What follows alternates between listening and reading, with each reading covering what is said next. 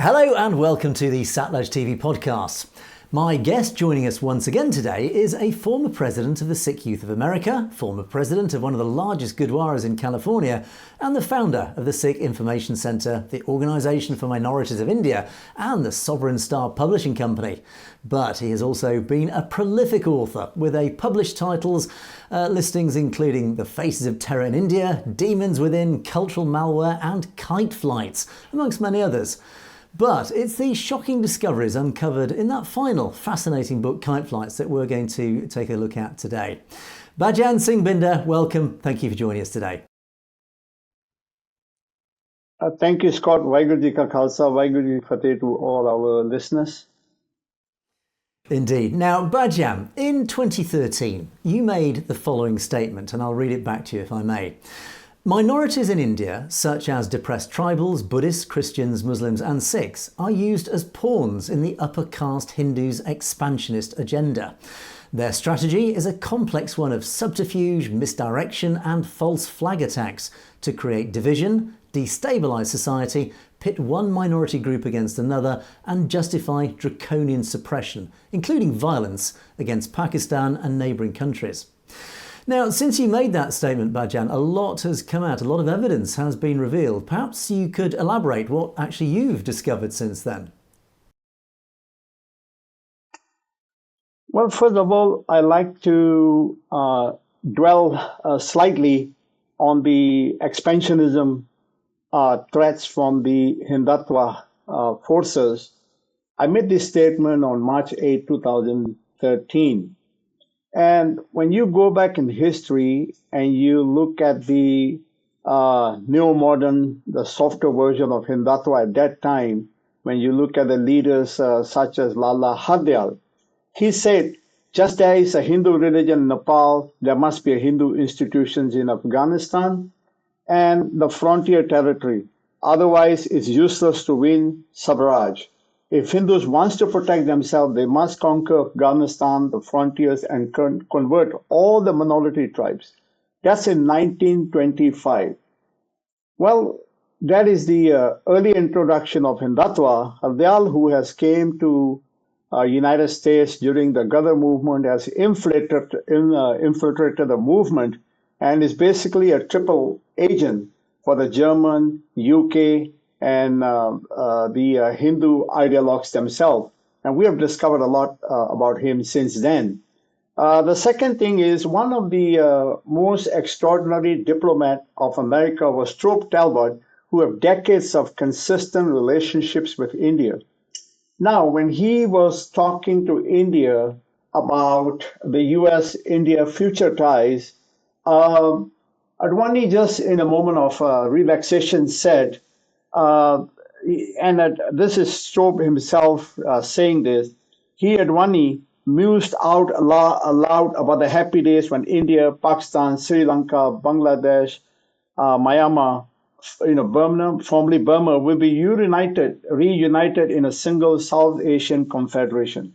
So this is quite telling, and it's quite a scary thought for minorities and the surrounding countries.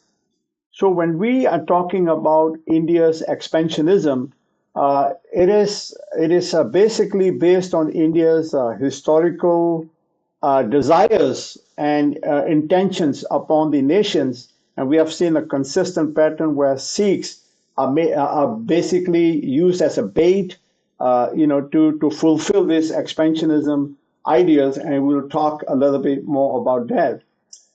Even the Chuck Hagel, who was then the Secretary of Defense, he says India has always used Afghanistan as a second front.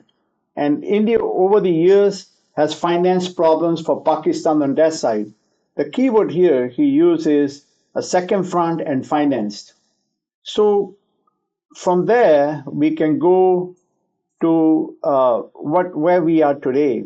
The CIA official Sarah Adams, she just revealed that, and she said, I swear to God, yeah. And she's swearing to God that the India has paid certain elements of the Taliban close to $10 million to carry out hits against Sikhs, Kashmiri and Sikh militants across Pakistan. And she said they've been killing a bunch of Sikh militants. So we might only heard of maybe one or two, but there are many other killings that are behind the scene.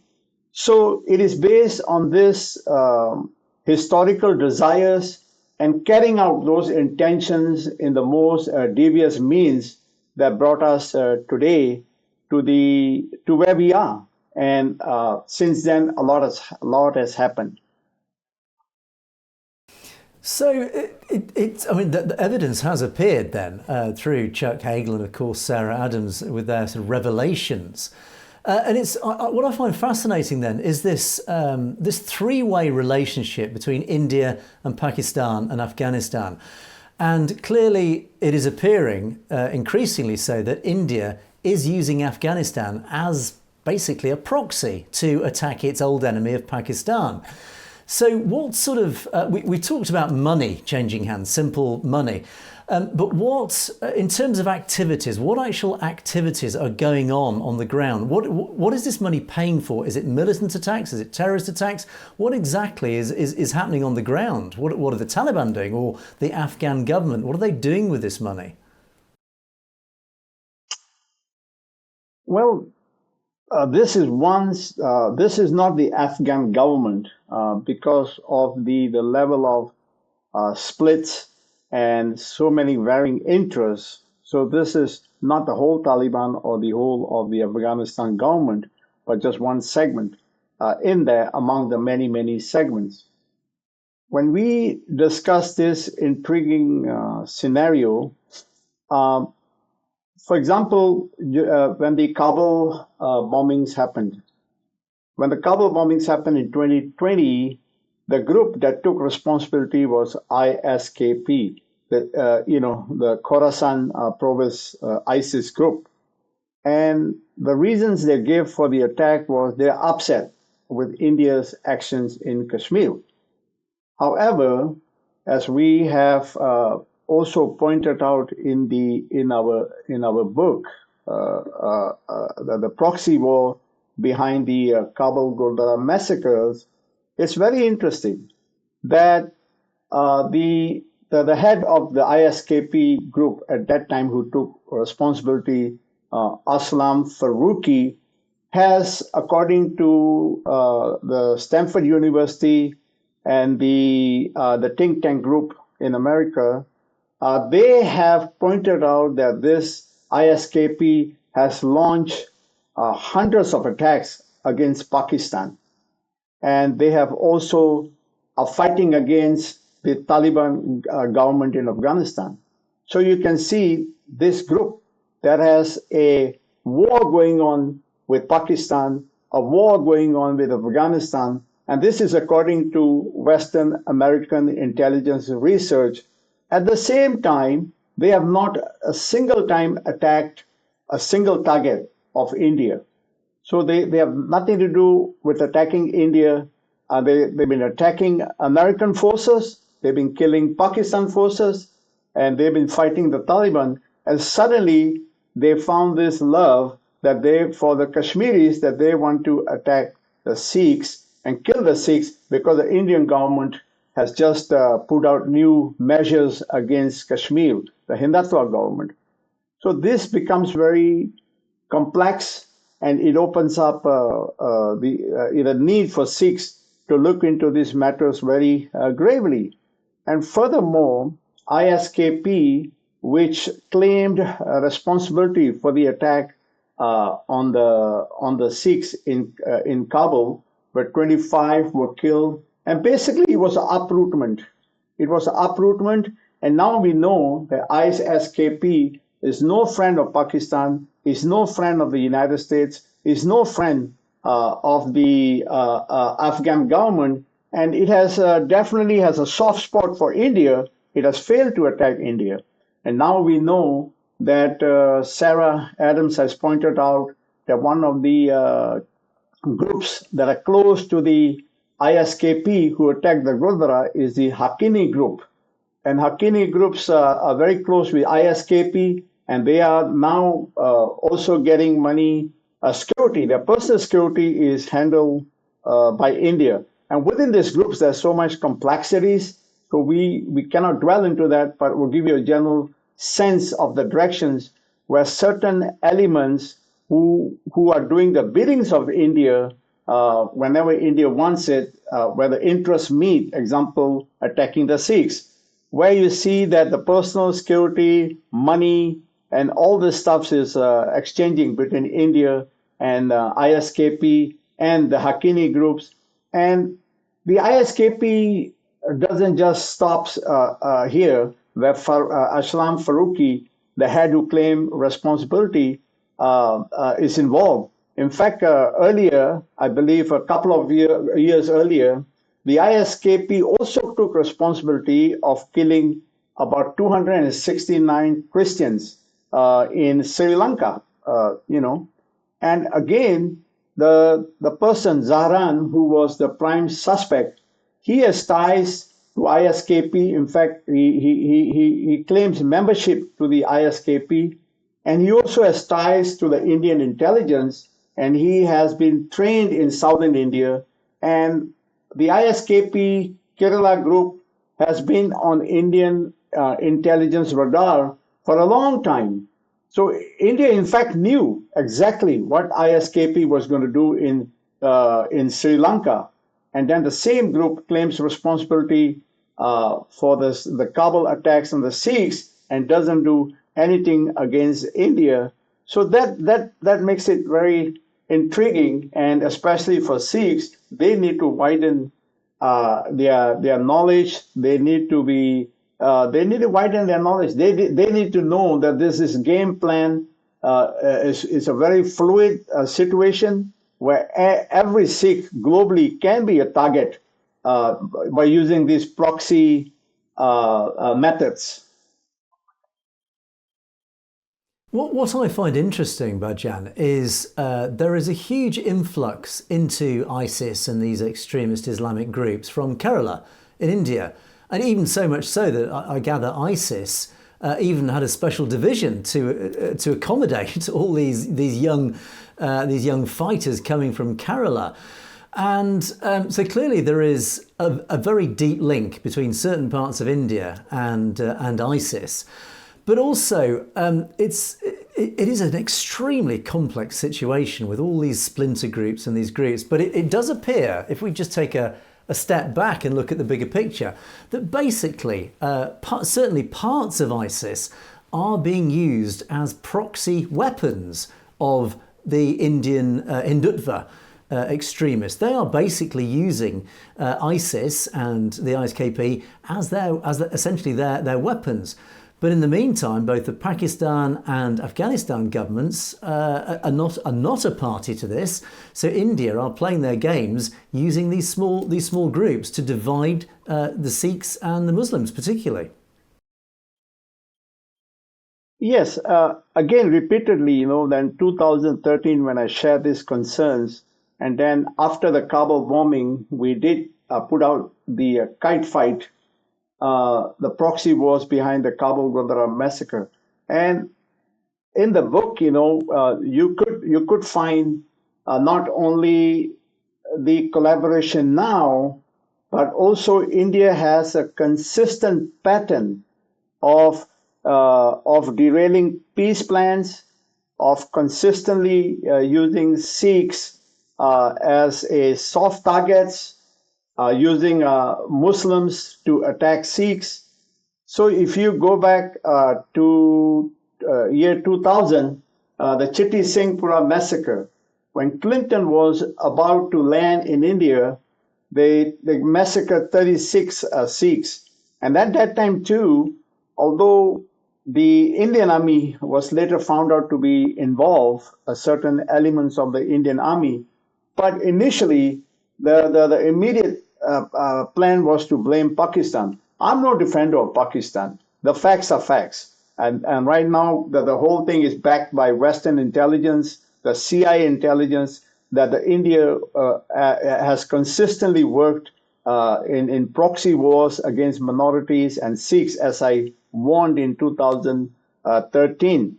So in the Chitti Singhpura case, they killed 36 young Sikh men and then blaming blamed on the Muslim terrorists in Kashmir at that time. And later we found out it is all the work of the Indian intelligence. At that time, too, there was very serious efforts by the Clinton administration in the midst of this nuclear tension between India and Pakistan. But then India comes and uses these proxy methods, like the Chitty Singhpura case. And then if you, in 2007, on the day the foreign minister of Pakistan, was supposed to come to India to sign a peace accord with the Prime Minister Manmohan Singh, lo and behold, he had to cancel the trip immediately because, as we wrote we explained this whole thing in The Faces of Terror, another report I think a lot of us should read. In The Faces of Terror, we did document on this particular day when the peace accord was supposed to be signed between Manmohan Singh and India and Pakistan, the Samjhauta Express was bombed and the Muslim terrorists were blamed again.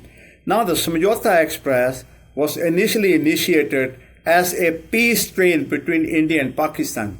Now we found out that Lieutenant Colonel Purohit, who was well known in the Kashmir area for murders, rampage against the Kashmiris, now his fingerprints, he has basically been caught red-handed, and he was, given a soft treatment, just put in jail as a celebrity. Now he's tied into this Samjhauta Express bombings to derail the peace plan. So again, if you go to the Kabul Gurdwara attacks in the midst of the corridor Gurdwara, in the midst of the Kashmiris girls who were held by Sikhs when the Kashmiri girls came under attack. And there was a lot of report and good feeling among the Muslims who were victims of India's oppression and the Sikhs. And the Prime Minister Imran Khan opened the corridor. And again, there is a peace process going on between Pakistan, United States, the Taliban, and which India is part of, but it chooses to remain on the sideline because its interest doesn't serve its interest to bring peace to the region, because Lala Hardayal wants to not only conquer Afghanistan, but he wants to convert all the mountain tribes. He wants to do a shuddhi, to a forceful karvapsi, bring them home and convert them back to Hindus. So under this whole scenario, you can see each time the Sikhs are used as soft targets, they are used as baits, and each time the goal is to derail the peace process, and each time is to further put the blame on Pakistan and let the West know that there's terrorists, Muslim terrorists behind, but always using the Sikhs targets. And what is ironic, each time they use the Sikh targets to kill Sikhs in Kabul, Afghanistan, now we know that it is the work of the Indian state. They have close ties to these proxy groups. And then they come out and they come out and pretend to be friends of the Sikhs. Or we're going to bring the Guru Granth Sahib home. Where else will the Sikh go? Where else would they go but to come to India? So they create the uprootment themselves, Aapi Qatil and Aapi Khapan. They're murderers, and they try to apply the ointment at the same time. So this ISIS-India collaboration, I would say, is an entirely India design, the whole thing. Because going back to all the different peace process, their fingerprints is their mind working. And, you have to understand this proxy war, because we've been suffering from these proxy designs for a long time, including the Air India, bringing down of the Air India plane, bombing the plane. I would want the whole thing to be looked at again. I'm pleading the victims of the Air India crash. If you lost a loved one, look at the history of the Sikhs, how they've been baited, soft-targeted, agent provocators are used, money is spent. God knows what goes on behind the scene. And if we want true, not to divest too much from the topic, I think the Air India victims, they deserve a true justice which has not been brought. And these new findings about the way the Indian government works, especially the Indian intelligence and their Hindutva apparatus, we need to look at it again. All their work they have done thus far against the Sikhs. Yes, it's interesting that you mentioned the Air India incident, because of course all these false flag incidents that you've just referred to, whether it's a Samjhota Express, the Chitin Singh Pura killings, they are very clearly false flag incidents, terrorist acts perpetrated by Indian intelligence, by these Hindutva people. And of course, my mind immediately sprung to the Air India attack, because clearly there is a modus operandi, there is a very clear tactic used by Hindutva to use false flag events to create not just division, but ensure that the Sikh community is blamed for attacks such as this.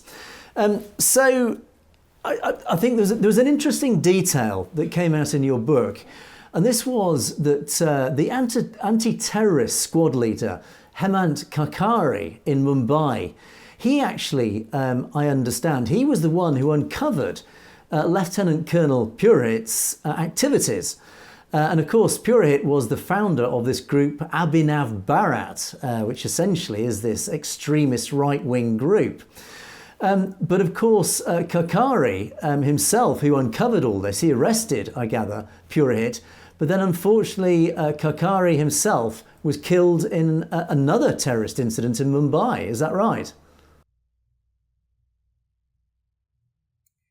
Yes, that is absolutely right. And we have covered that fact in many places. In fact, his widow came out and a book is written on it. And they clearly blame the Indian state. Again, the Mumbai attacks. I mean, this is so deep, and so much resources needed to really get into the bottom line there. But at least with Sarah Adams disclosing these relations and the kite fight, further begging for bigger investigations into this India's modus operandi. And I think in India itself, anybody who loves peace, anybody who wants a good future for India, they need to learn from the Mumbai attack how the person Karkare, who actually was close to investigating and getting to the bottom of what went on the Mumbai attacks. But unfortunately, in this bizarre operation, he himself was the target of killings. And there is no end to such operations that the Indian state conducts. And you absolutely are correct. This opens up a Pandora box, and this opens up a new learning deep into the inside, the Sikh experiences, the Mumbai police chief experience. So these are all we can learn from this, and further work need to be done to dig out the truth about the events both in Mumbai and the Purohit connections, and the whole. Actually, the whole thing traces back to the RSS, which is the head of all these operations. So I do believe that with the current situation, geopolitical situation in the world, where the Niger assassination attempts to murder Mr. Gurpatwan Singh Pannu, and many other unknown attempts.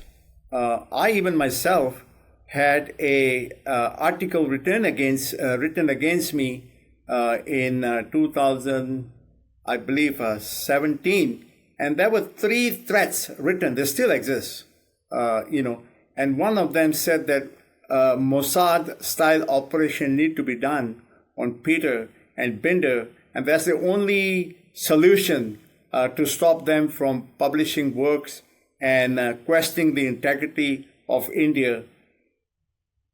Yeah, and this group, RSS, this extremist organisation, their name crops up all the time. Whenever there is an issue to do with terrorism, division of society, extremism, it's always RSS. And interestingly, you do describe the RSS as the world's largest terrorist organisation, don't you?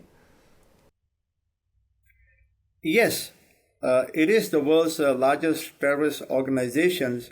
If you go back to Open Secrets, it's a book written by M.K. Dar, former RAW agent. He is a former IB head who came, he was sent by Indira Gandhi as a diplomat to Canada. And I quote him in his book that he was told that he's needed to do dirty works in Canada. This is before 1984.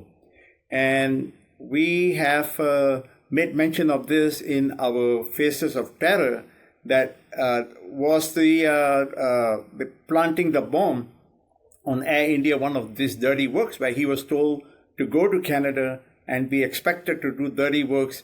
And he said the Indian intelligence, the IB and the RAW, they are all influenced and indoctrinated by RSS.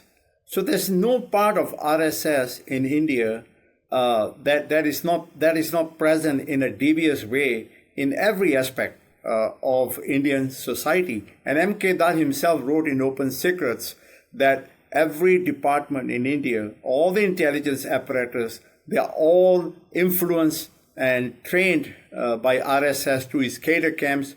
Narasimha Rao, you name it. It doesn't matter which party they belong to. And all these cadres, which we call the largest militant terrorist organization in the world, they are indoctrinated to the teachings of Lala Hardyal, Advani, where the bigger Indian state is wanted. And they are also indoctrinated with the idea of they are a higher society. And they got their inspirations way back from the Hitler, Nazi experimentations in Germany. So they said that this multiculturalism is a bad thing, and we need to profit from the experimentations of the Nazis and Hitler's doctrines. In fact, 2012 manifesto, Breivik, the white nationalist who killed so many children in Norway, in his manifesto, he quotes the RSS, and he sees the RSS as a mentor that is against multiculturalism, and he said the world should support the RSS, and even he tells the Sikhs that you should accept yourself as Hindus. So this RSS business is gone from simply a small Lathi camps. They are really into the big game now, where they are influencing global fascist nationalist organizations. And the Sikhs are always placed in there as baits, soft targets to be attacked at their will.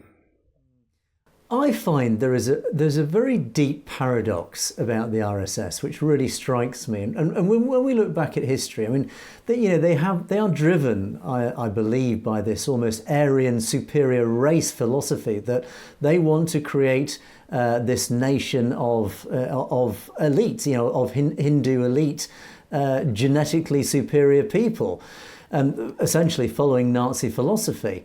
But for the final part of this discussion, I'd just like to just even get your thoughts on when we look back in history, and this ties again into Afghanistan. It was interesting to note in your book, or one of your books, that Afghanistan, we're going back many centuries now, was actually ruled by Brahmins.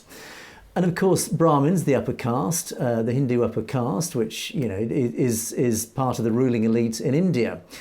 And they are advocating, this Hindutva organisation, these extremists, are pushing for what they called Akhand Bharat. And this is where I find the paradox really coming into this equation, because Akhand Bharat it basically follows almost the old British Empire territory. It includes Pakistan, it includes Afghanistan, down as far as Sri Lanka, Myanmar, Afghanistan, Bangladesh. It's a huge region, which of course is made up of the most diverse cultures and religions. So their ambition to create Akhand Bharat is almost, in my view, impossible, because at the moment, even just with India as it stands as itself, this hugely diverse nation, they are struggling to contain so many different diverse cultures, whether it's Sikhs, Christians, Muslims, Jains, whatever. It's struggling within its own current borders. Now they're trying to expand this whole idea over the long term to include Myanmar, Afghanistan, and all these other regions, Sri Lanka. To me, it is an impossible aspiration. It is something that can never happen. And in fact, I actually believe will go the opposite way. I can see the whole thing, like the Soviet Union, for example, just falling apart because it is too culturally diverse. It is a political and societal impossibility to keep so much together under one territory and under one flag. I'm interested in your thoughts, Bhajan. Well, I think the best way to understand this is there was a Brahmin lawyer in the 1920s, Swami Dharmatirtha, who quit his law business, shut his office, and left the Brahmin society, the upper caste society, in fact, to basically pursue living with the common untouchable folks. He wrote a book, The World of Hindu Imperialism, a very important read.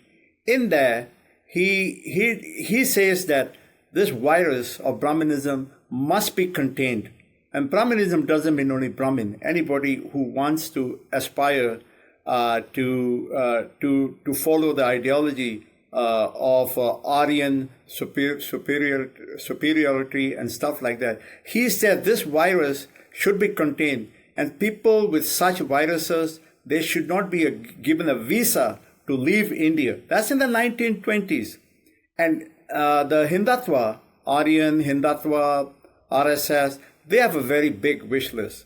They want to conquer the world, the universe, the space. That's their wish list.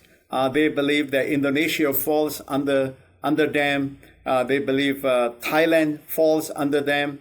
And they have even expanded their desires to America. At one point, they almost got away with it, that Gandhi's birthday was going to be observed as a national holiday. A bill was introduced in the U.S. Congress. And I have done a lot of activism on Gandhi. In fact, Gandhism.net is one of the websites we created. And we were lucky that some of the ideas of the Hindutva, they were rejected. For example, the University of Ghana, they engaged with our groups, the Sikh Information Center. We convinced them, we sent them information, and lo and behold, they worked hard.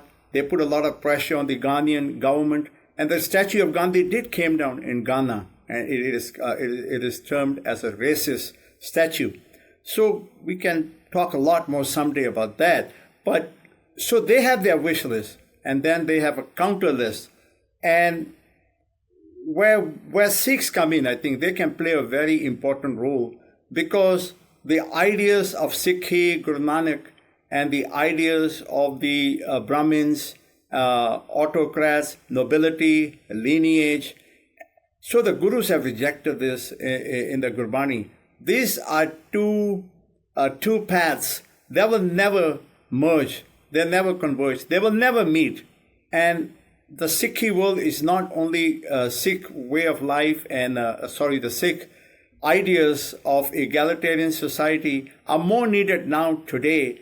And you don't need to be a Sikh to have those ideas. We just need to appreciate the teachings of the Guru.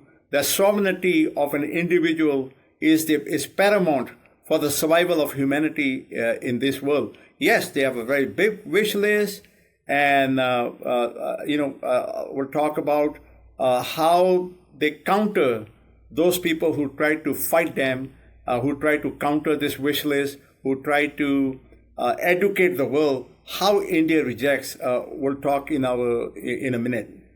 Whenever you raise questions about India's terrorism, Hindutva's terrorism, whether you wrote it in our research on the faces of terror in India, the UNO report, the demons within, and the kite fight, the proxy wars, which has been proven now to be correct with Sarah Adams and other research coming out.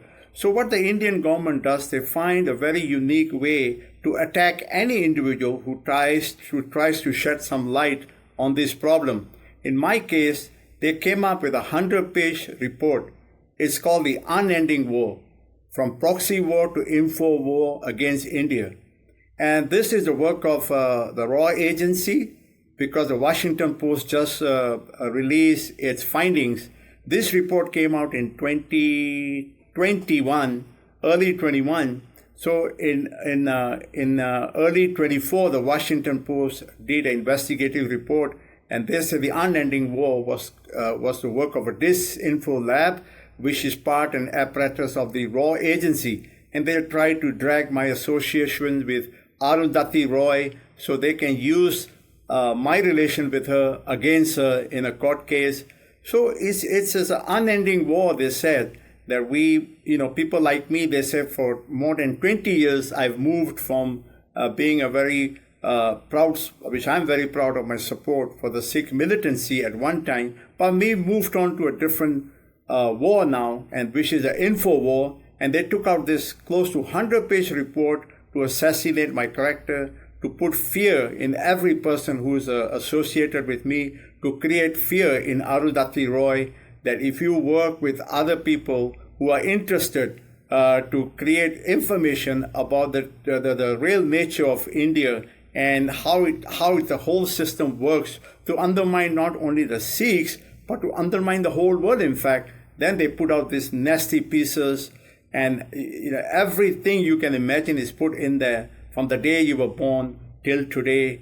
And they use this as a template to scare anyone else who dare to challenge India. But the war goes on. As the Sikhs say, jang jari hai. Waheguru Ji ka Khalsa, Waheguru Ji ki Fateh.